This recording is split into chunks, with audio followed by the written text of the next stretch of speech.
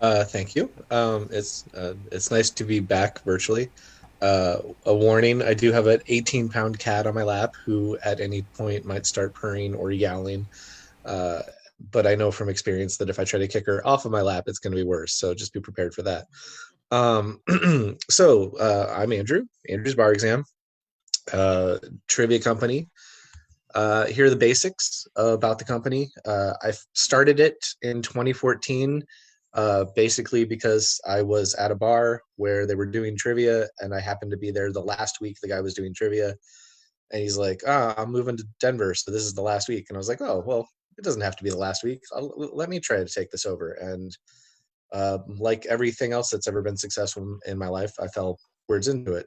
Uh, we have 32 current venues. I say current because I'm not sure all of them are going to be returning from the COVID status, but we had 32 when all of this started. 24 of those are weekly shows, with 8 of them being monthly shows. Uh, I do 24 to 36 special events a year. That does not include the charity shows, which I do for free. These are only the shows that I do that I get paid for. So those are corporate events usually. Um, the growth of the company has been 100% organic. I don't do any sales. All of the growth has been word of mouth. I've never gone out and tried to sell my services at any venue or event. Um, and I have brought on 12 to 16 current hosts and writers, people that help me run these shows. It looks like we have somebody in the waiting room.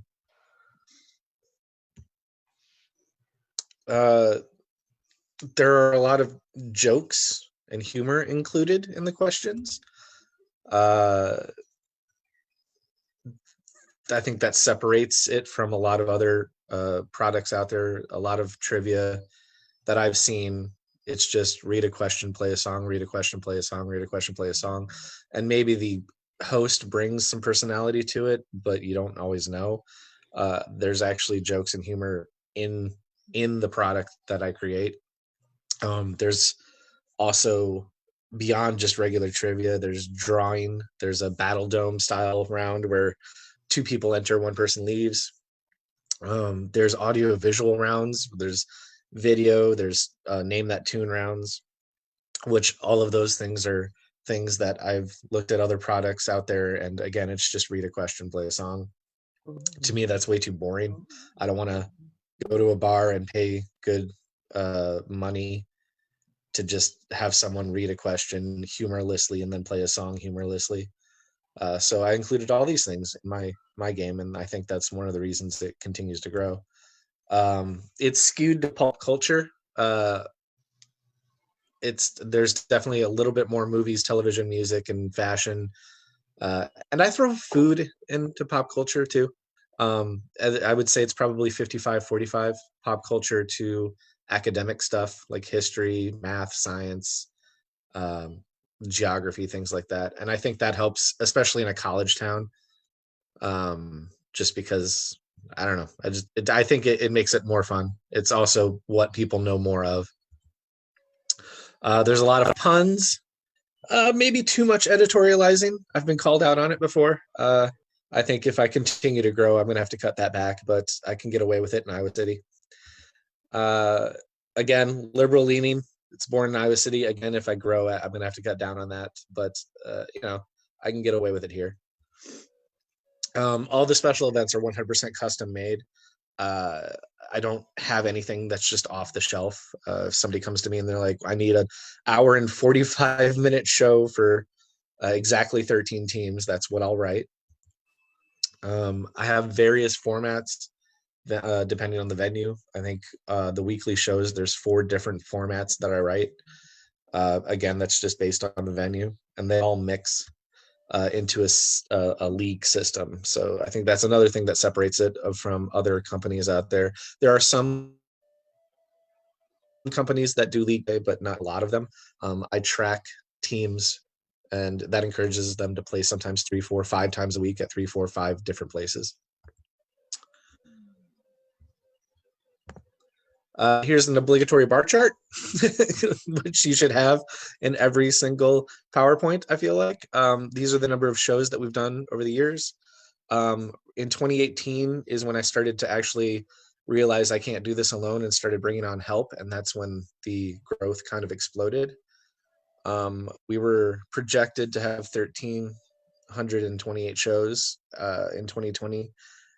That was the projection before COVID hit. I don't know what we're actually going to end up doing now that COVID is among us. Where we've seen success, I still love what I do, which is nice. The pay is okay. It's not killer. It's a lot of work for hourly. It doesn't break down to be that great, but if you love what you do, it's not bad. I've made some fantastic friends and partners in my players, hosts, and writers. I still believe in the product. I believe in what I'm making. The challenges that we faced, keeping up with demand. As a small company, it's been hard to scale.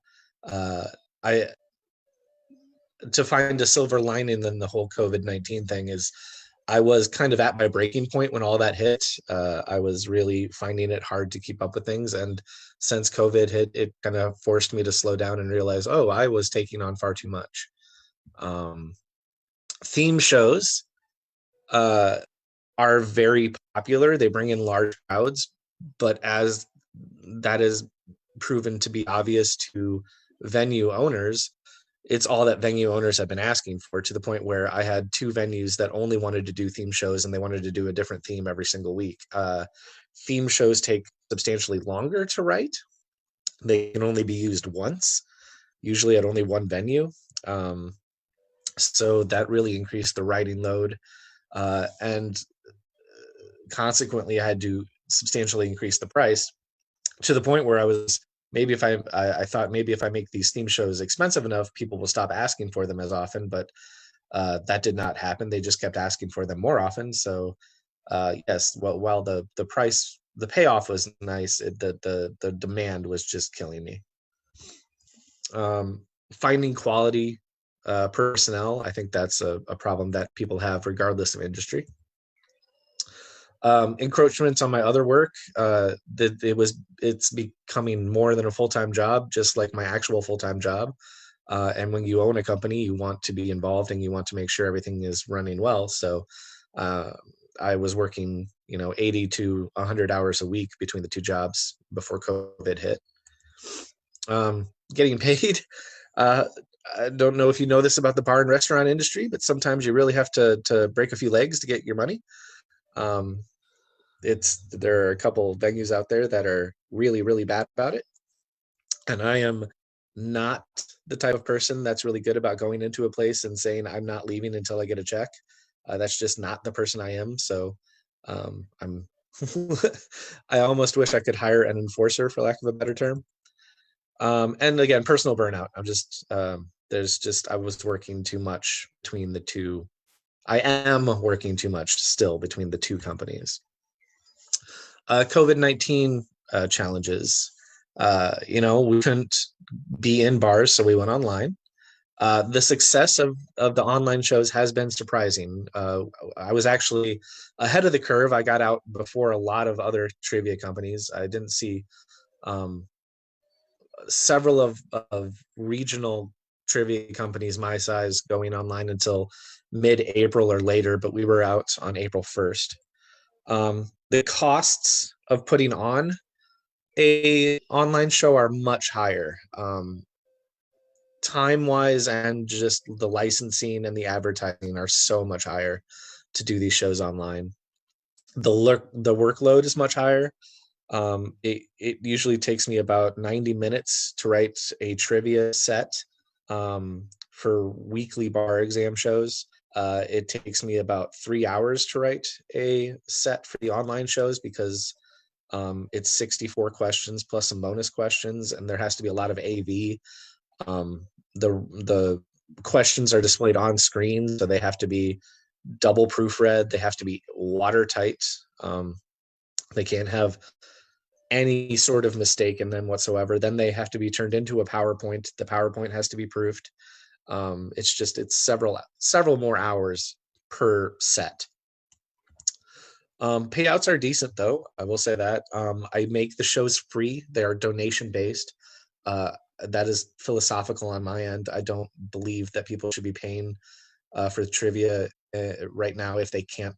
I mean, if they're not working, if they're getting unemployment, they shouldn't be spending that unemployment money on trivia. So I keep it donation based, and that has worked. I have not lost money on any shows except for one, which was a theme show, which I should have known was going to lose me money on. My Facebook presence has doubled. I've literally doubled since COVID started.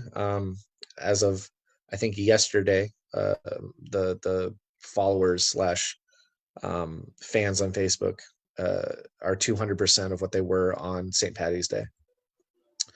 But I'm unsure of how to convert this success post COVID. I don't know how to take it back to brick and mortar, considering so many of the followers are now in states like Indiana, Illinois, Minnesota, Wisconsin.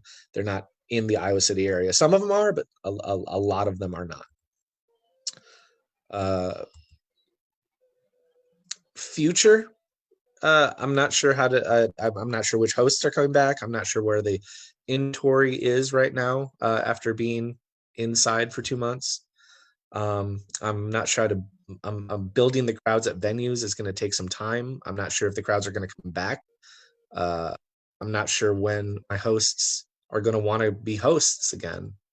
I have a lot of venues that may have closed forever. I'm not sure how to collect from them. A lot of them I've contacted who had, 3 or 4 weeks unpaid for when COVID hit that just are like ducking me, that just don't answer the emails because they've got better things to spend their time and their money on right now, I guess.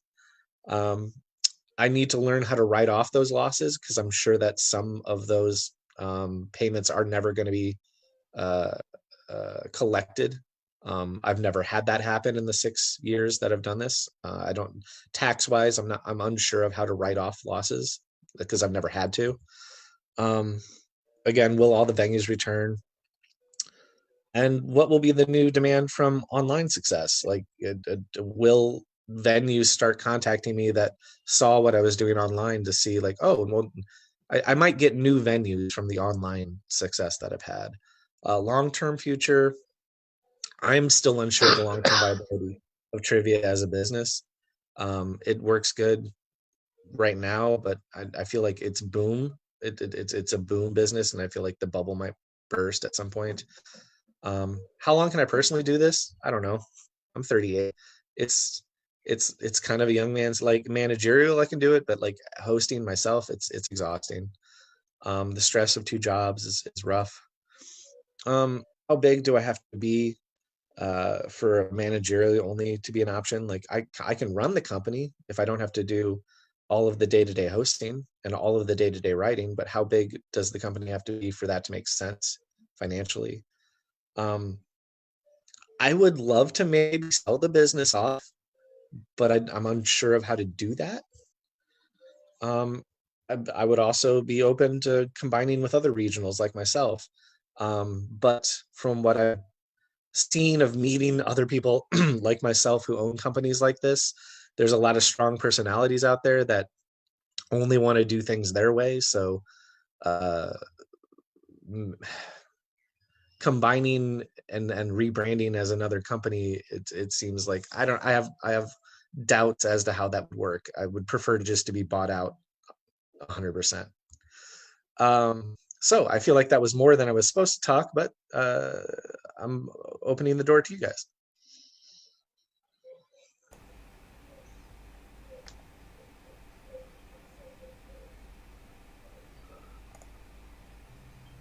Well, thanks for sharing, Andrew. That's really interesting. I didn't know there was that much going on in the trivia world because it just seems so trivial. But I'm sorry, I had to make it fun.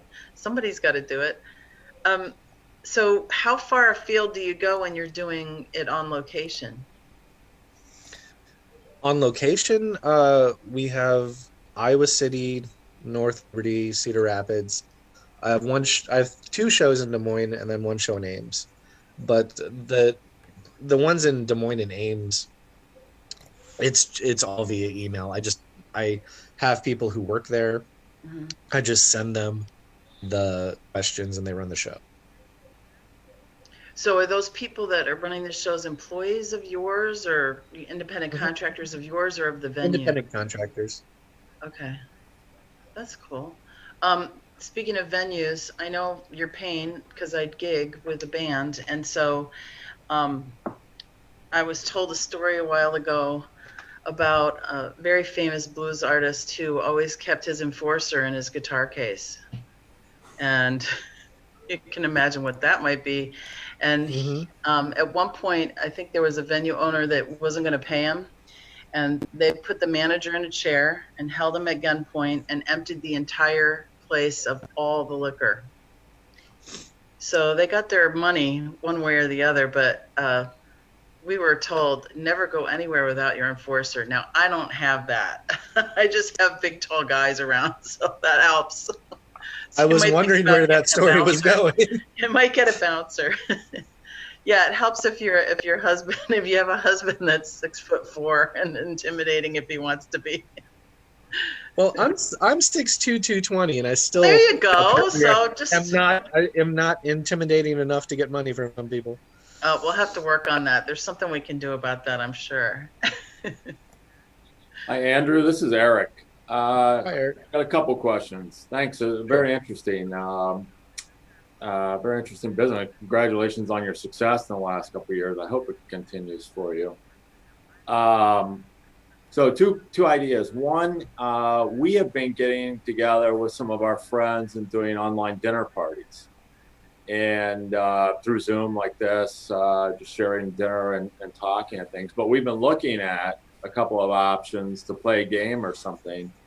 And some of our kids' games they recommended, they're just the whole setup and doing things through like Steam and some of these other online gaming things platforms. It didn't really seem to fit real well with our I don't know, our state of mind or our age or whatever. But the idea of doing it, if I proposed a trivia night, I'm sure there would be a lot of interest. And so my thought is not only to do it, test it out with us and some of our friends, but to think about maybe there's an opportunity to do this for other social circles that are looking for something to do and a way to connect and spend some time with friends.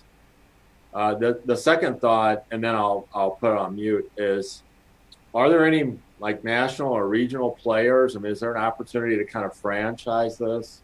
Could you package it up in a way that some of the other people looking for some kind of income could run this and use your branding and take it to their local area and offer similar kind of thing? Because you've obviously figured a lot of these issues out. There's value in that experience alone. And I'll go offline. So there are definitely national companies that do this. There are other regionals, there are super regionals that do this. That is completely possible to package and do these shows and branch out and franchise. It's that's how those nationals and super regionals started. They all started just like me. Um, right now, like Monday through Thursday or Monday through Friday, we do just general trivia and I'll write a set. And if there are 6 shows on a Tuesday, all 6 shows use the same questions because they're all happening at the same time. That's why Tuesdays and Thursdays were really good for me because I was reusing the same questions at 4 to 5 venues each Tuesday and Thursday.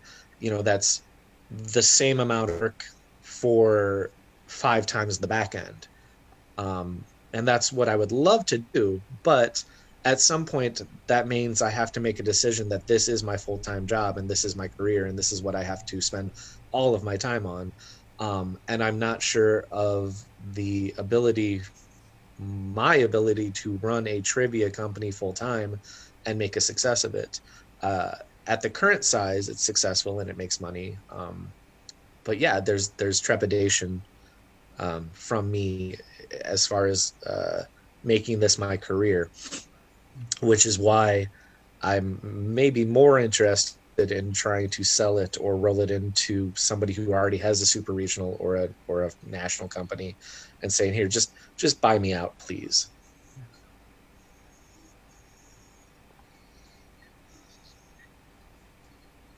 My day job is I'm a consultant slash statistician slash focus group moderator for Vernon Research Group in Cedar Rapids, which um, hopefully is a job that will always exist and the world will always need. I'm not sure if the world will always need a trivia company. Um, I will say the two biggest trivia companies in the United States, one is Geeks Who Drink and the other is the Trivia Factory. Both of them were running between 800 and 1,200 shows a week. Um, and then COVID-19 hit and they laid off all of their employees. Both companies did, and just did no shows for over a month. And both of them were incredibly sluggish and slow to even try to come up with any sort of online option, neither of which of those two companies have monetized it in any way, shape, or form that I'm aware of. So I don't know. It also seems like the smaller companies like me have been quicker to adapt and do online things and make some money off of it. Um, I guess when you get too big, you just don't know how to function, or you just don't know how to function in any other way than the big way that you do it. Um, I don't know. Now these are just I'm just talking thoughts off the top of my head at this point. I guess as you're moving, Other questions? as you're moving forward, you know, not knowing really whether or not a lot of these venues are going to reopen, um, whether or not a lot of these places are going to end up having things like a trivia night or whatever, because it is an added expense. Um, are you considering possibly a hybrid model of maybe some live shows, but keeping your online presence as you go forward? I have had people almost every single show say, even when quarantine's over, you should keep doing these. And I will see how interest tapers off, which I expect it to. At some point, it either needs to be a pay-to-play model. I can't go only donations. If the donations trail off to the point where I'm losing money every night. And then it has to be pay for play, and I don't think pay for play enough people would pay to play each night. But so that's my idea. I'll continue to do it online on a regular basis until it just doesn't. It becomes financially untenable. Mm-hmm.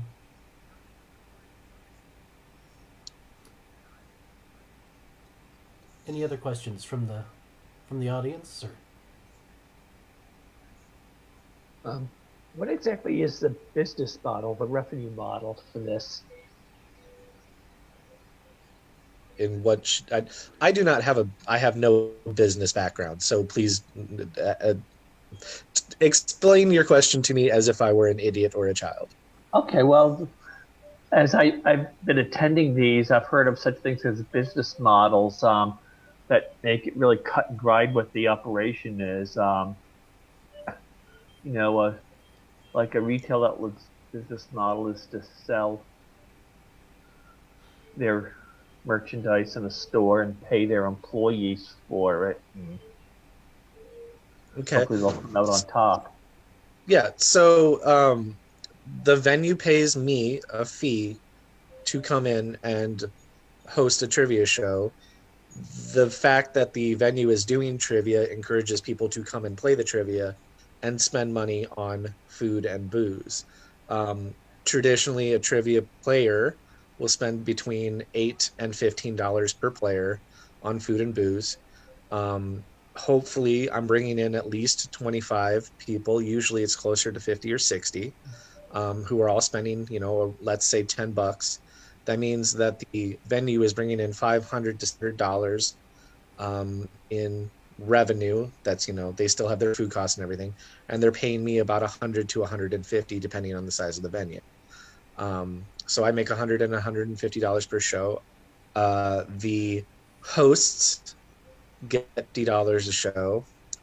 So if I'm the host, I take all that money. If somebody else is hosting for me, they get $50, and then I take whatever the remainder is. So like on a Tuesday or a Thursday where I'm hosting the show and 4 other people are hosting shows, that's a good night for me. Okay. Thank you. Mm-hmm. Are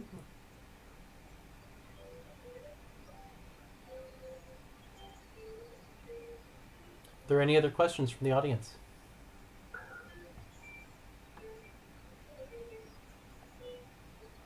What's your favorite topic you have done a show on?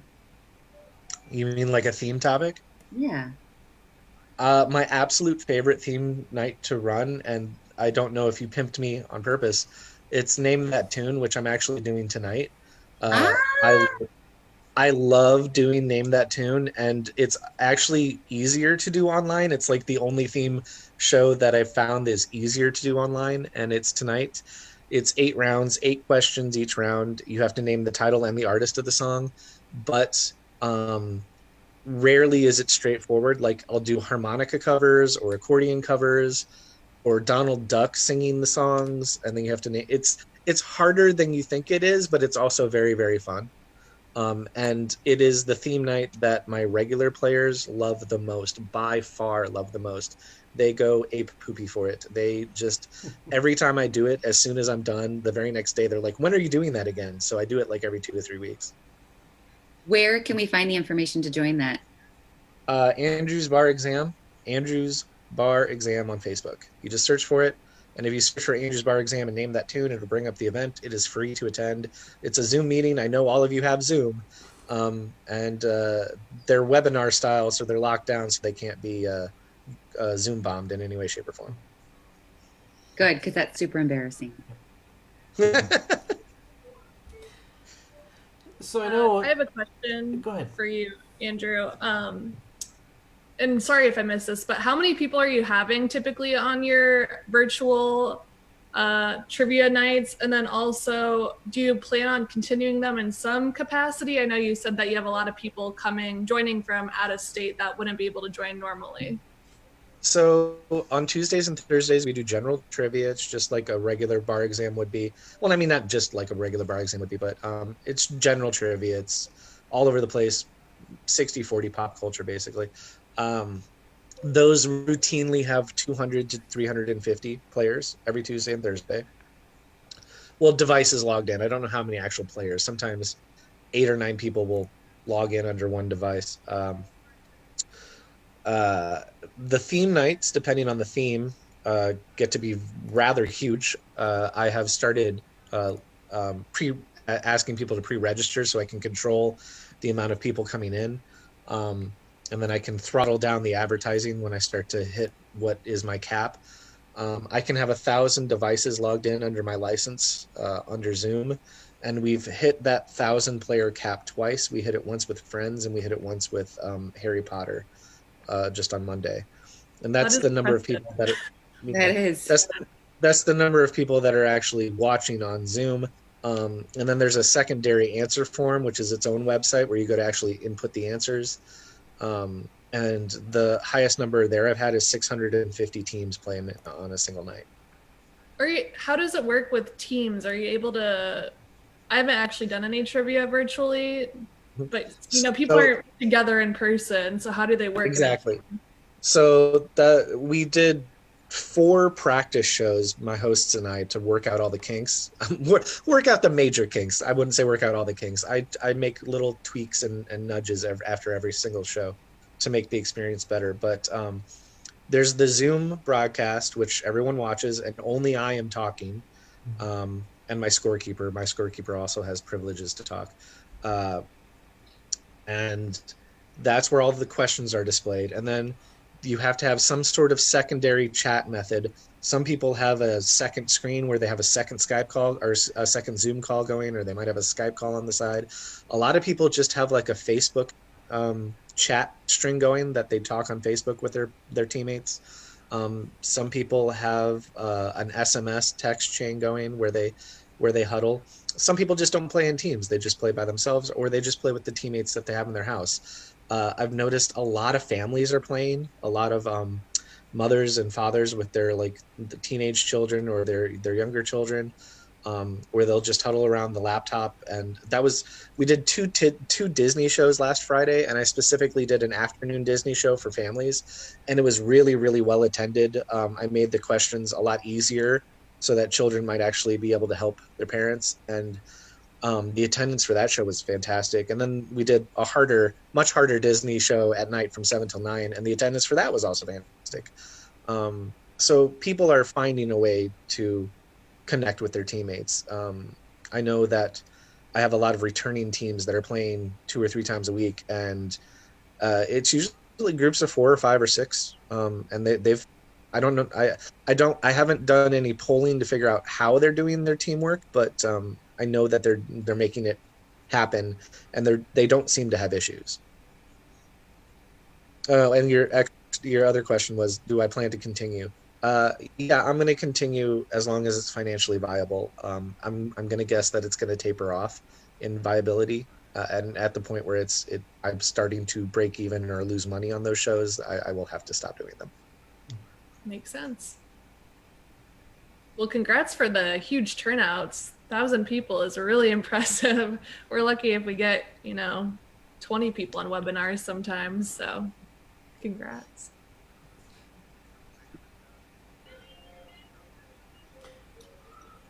Any other questions out there? Not hearing any, so I'll go ahead and ask our traditional final question. What can we as a community do to help you? I would just say when the world starts to open up, get out there and play trivia. Nice.